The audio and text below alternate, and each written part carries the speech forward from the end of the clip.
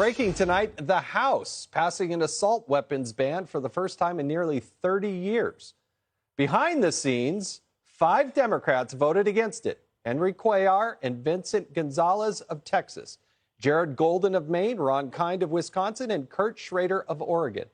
That would have been enough to defeat the bill. But Republicans came to the aid of Nancy Pelosi. Look at these 2 individuals, Brian Fitzpatrick of Pennsylvania and Chris Jacobs of New York. If those 2 Republicans voted no, it would have been a tie and the bill would have been defeated. But oh no, they voted in favor of it. Joining me now is Colorado Congresswoman Lauren Boebert, co-chair of the Second Amendment Caucus and the author of a new book, which is called My American Life. Congressman Boebert, thanks for joining us on the Ingram Angle. You participated in that vote. Thanks Why'd you vote Jason. no?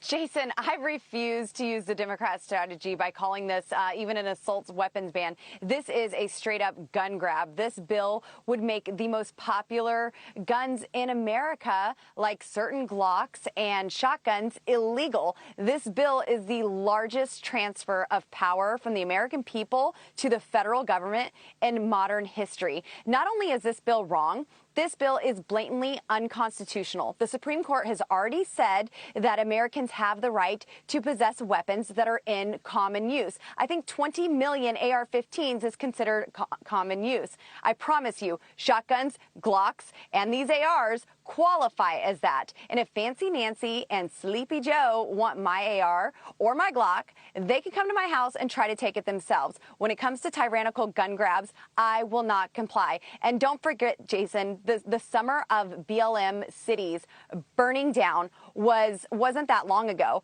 Americans bought guns in record numbers to defend themselves while Democrats stood by and praised these riots and wanted to defund our police. Those supporting this legislation don't care about your safety. They care about power. So we need to make sure that people are calling their senators to kill the bill there, since we couldn't depend on the Republicans to do it in the House. Now, I know a lot about your background. My brother has been involved in your campaign, just for full disclosure there. You describe yourself as 5'0". Explain to the American people why a so-called assault weapon is something that you and others should be able to have access to, because it's not used as a hunting weapon, they say. Right.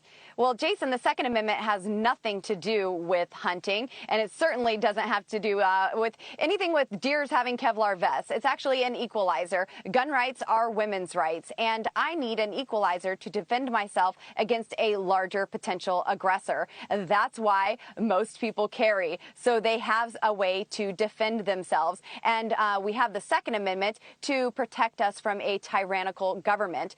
But this is important to me because I'm a mom of 4 boys, and I need a way to protect them, to defend our lives, and that is what this is all about. I have a pretty interesting story in my book, My American Life, about what spurred me to get passionate about the Second Amendment. I saw so many politicians giving our freedoms away rather than securing our rights like they took an oath to do. And I even challenged Beto O'Rourke whenever he said that he was going to come and take our guns. And now I'm taking on Nancy Pelosi and the rest of the Democrats, and unfortunately 2 Republicans in the House, to make sure that the American people's Second Amendment rights do not get taken away.